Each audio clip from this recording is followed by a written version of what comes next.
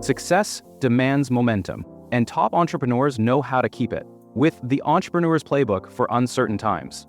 My copy was free at uncertaintyplaybook.coach. That's uncertaintyplaybook.coach. Hi, Shannon Waller here, and welcome to Inside Strategic Coach with Dan Sullivan. Dan, you have a way of saying fun and intriguing sentences, which I like to then interview you on. So you said you can either be unique or equal. Choose one. Mm-hmm. So I am very intrigued. So let's talk about unique or equal and why you cannot be both. Choose one. First of all, I think that this has been a constant issue since humanity existed, is that what we notice pretty much after we're alive, maybe 5 or 6 years old. Maybe it happens before that. I don't really know. But there's an emphasis. What is your goal in life? To be equal to other people, or is your goal to be unique? Okay. And these are completely separate worlds. These are psychologically different world, and they're emotionally different world. And I think you think different kinds of thoughts depending on whether your goal is equal or unique. Okay. And the whole thing is that unique from a meaning standpoint is completely separate from equal, because to be unique means it's one of a kind. Okay. So is your goal to be like everybody else, or is your goal to be one of a kind? And it requires a completely different psychological development on the part of the person, that you're not trying to belong to a group. You're trying to differentiate yourself from the group. Okay. Now, there's certain things that is common human nature, but you don't have to work at that. You were born with that. So what I've tried to do, and I think it may have something to do with my birth order, because I'm a fifth child in a big family, 7 children. And I have 4 older who are old enough that you wouldn't play with them. Okay. In other words, there's enough of a gap. More than 6 years, yeah. 6 years. So you don't play with them. And then I have 2 that are younger, and it's 7 years difference.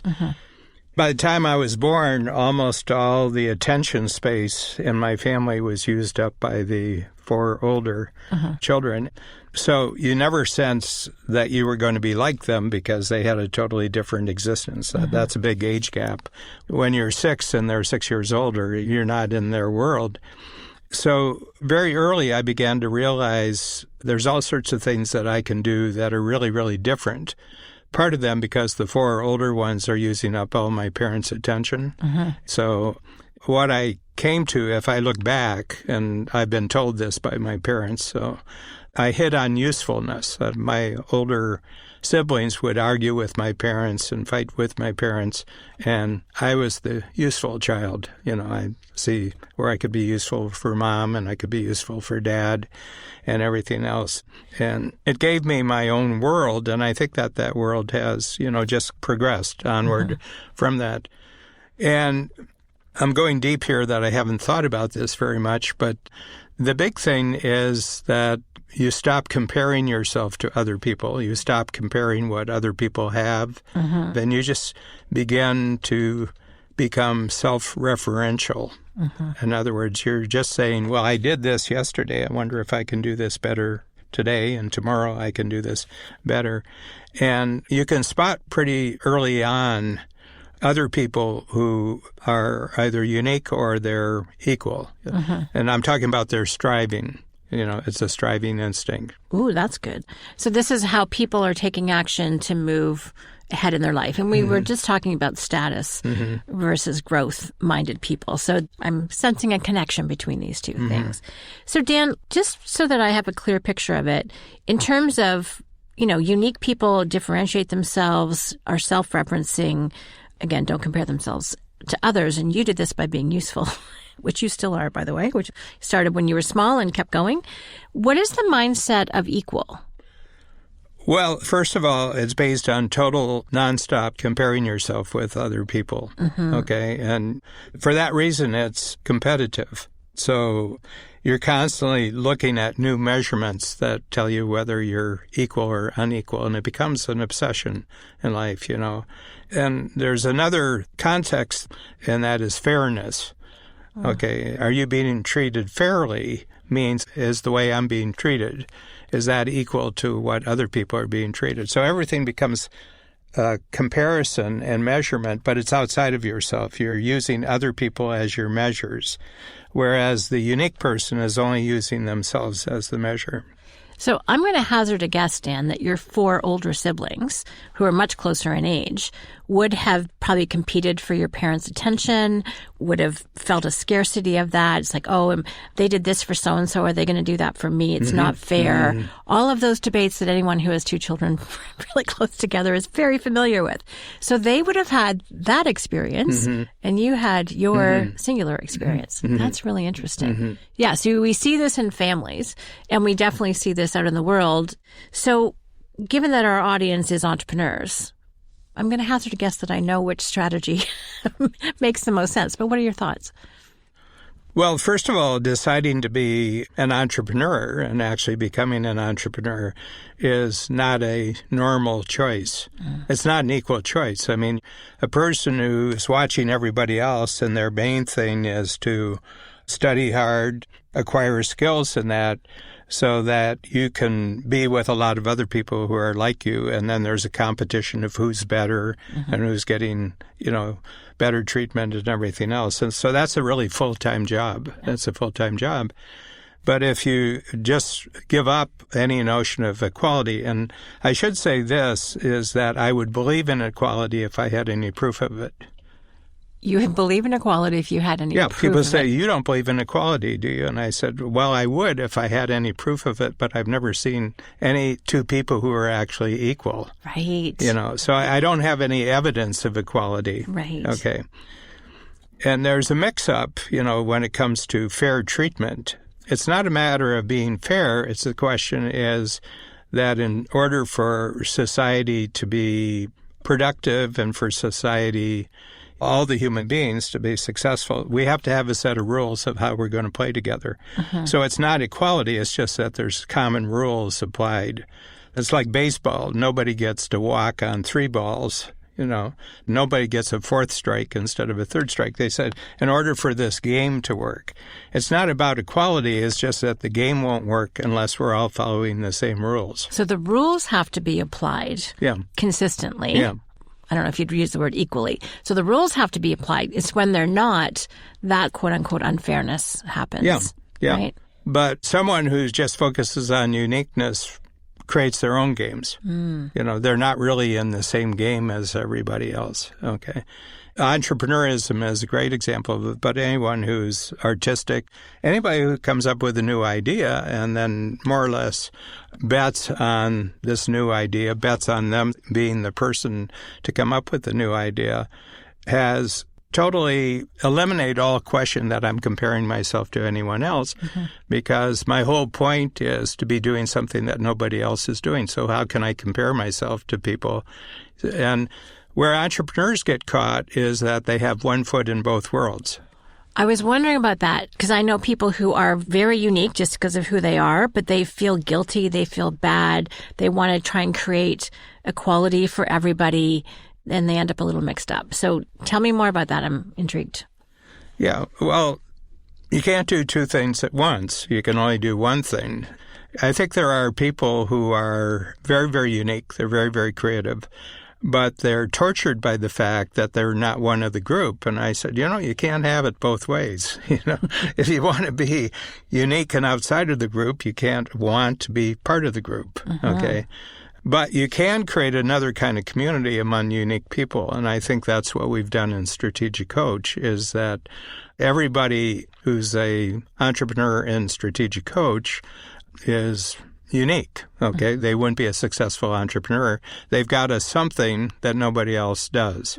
And they've found customers and clients who will pay them because they're doing something unique. But then at a certain point, they say, yeah, but I want to be a member of the group. And I said, well, probably there's no group that exists that's going to want you as a member. Okay? It's like entrepreneurs are no longer employable. Yeah. And this is where it becomes very, very important. This is one of those things. And the more that you focus on how you do things differently, well, there's three things. Is it new? Is it different? Is it better? So you're observing activities that are taking place that are creating a certain sort of result, and you say, it takes 6 steps to do that. I bet I can do it in 3. Okay? So new is different because 6 was the normal. 3 steps is different, and is it better? The real question is, are you committing your life to being equal, or are you committing your life to being unique? And to a certain extent, I don't think you have a choice. I don't think you actually choose this. You become this. Because I think the direction of your life is already determined before you have the ability to think about it. Okay. So that's really what I feel here. But the big issue is, I think every human being needs a community. Very true. So is your community going to be one where you hide your uniqueness so you can be part of the group? Or is it going to be one, because of your uniqueness, you now know how to find other people who are unique and collaborate with them? So I think that's the fork in the road. It's like Yogi Berra's great line, when you come to the fork in the road, take it. And the whole thing has to do with that you're okay with your aloneness. You're alone with your unique creation, and are you okay with that? And are you okay if there was a group that was a community of everybody who's creating their unique thing, and they learn how to talk to each other? Because I think that we're social creatures. We have to interact with other human beings. Out of need, we have to do that, but we also do it out of want. We want to be around other people. And we don't want to be the only person on the planet who thinks this way, because there's no interaction with the world that you're living in. But it's an interesting thing. Now, in Strategic Coach, we don't go looking for the unique people. The unique people go looking for us. And so I think 36 years, we're at the point now where the word is out, person to person, mostly in the form of books, podcasts, and other things, that we have created something that's really, really encouraging and supportive to people who are unique. And we've created a community so that they have lots of company, they have lots of encouragement and support for other people in being unique. In being unique, which is interesting because in the Strategic Coach community, I don't see much competition. People are celebrating and supporting one another's uniqueness. If something inspires you, you're like, oh, what a cool idea. I can apply this version of it to my business. It's quite joyous, actually, would be the word. Like, people feel so much better after they connect with us. It could be on the weekly planning call. It could be on the monthly Power Up session and their quarterly workshop. Any experience and connection back just take a deep breath. It's like, okay, found my community again, touch base, restored, going back out into the world. There is a great book by Todd Rose called The End of Average. And it really helps to dispel this myth that people are the same, right? And there's no average human being. They take measurements, they do all the things. And in fact, when things are customized is when you have the most successful combination of, most successful results, actually. I highly recommend reading it. It supports unique ability in such an interesting, totally different way, which is really fun. But I want to go back to something about equal, because there is inequality. And I think anytime you innovate or create something new, it changes the status quo. So there will be some differences. But I see a lot of guilt, especially around unfairness, around inequality. I'm just curious as to your take on that. How do people deal with that? And you've had some great coaching in the past when we've chatted about this, which is like, let's create more benefits for everybody. But it doesn't necessarily mean it's all equal. So I'd like to get your take on that. I'd like to go back to the whole concept that one of the geniuses of humanity as a species is that we allow for more and more uniqueness as we go along. The other thing is constantly developing new rules for new types of situations. And we just finished a book on the American Constitution, on the Bill of Rights. This was a set of rules that was created when the population of the United States was 3 million, and now it's more than 100 times that big. But it's a set of rules. It's the equal application of rules. It's not the application of rules to make people equal. Ooh, let's say that again. What the Constitution is about is the equal application of rules. It's not to have a set of rules that makes everybody equal. Mic drop.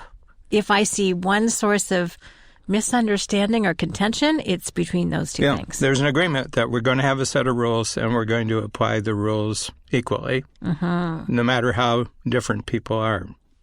Yep.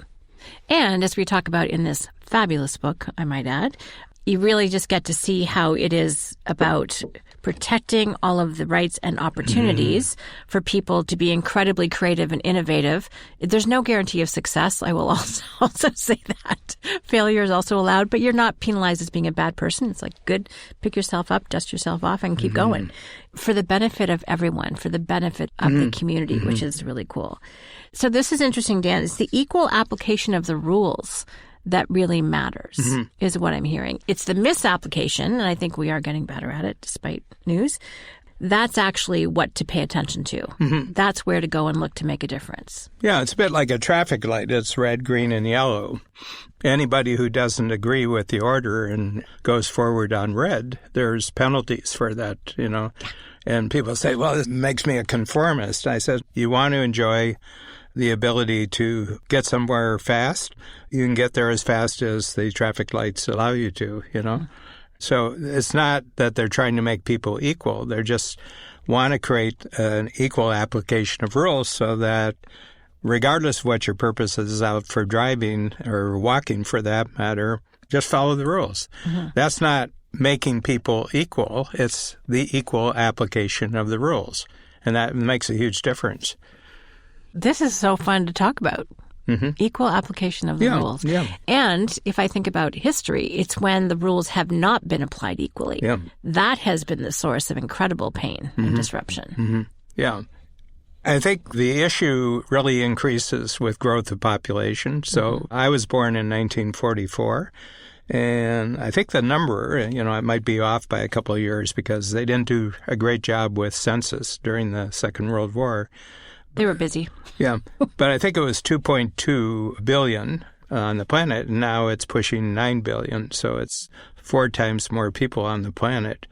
Well, you've got to increase the use of laws so that there aren't collisions and conflicts and chaos. You know, you've got to do this. But I think that if your main filter in looking at your daily experience, you're striving for equality, boy, it's a full-time job because almost anything can make you angry. Well, and it really refers to our concept of the gap, Dan, because if you were always comparing yourself to an outside picture, you know, I love the description of social media is that we're comparing our insides to other people's outsides. Good way to go into what we call the gap. And the gap is when you measure yourself against an ideal that frankly is a moving target anyway. So it just puts people into the gap. And so they are angry. They always feel like they're feeling short. They're disappointed. And this goes on for too long. You're depressed, which is never a great thing. So it sounds like a recipe for unhappiness. And there's an infinite number of things that can anger your equality standpoint. Okay, but I'm saying let's just keep expanding and make the rules so that there is a perception that the application of the rules is equal for everyone. Okay, but that doesn't say anything about them as an individual. It just says in your desire to be in a collaborative society, just relate it to are the laws applied equally.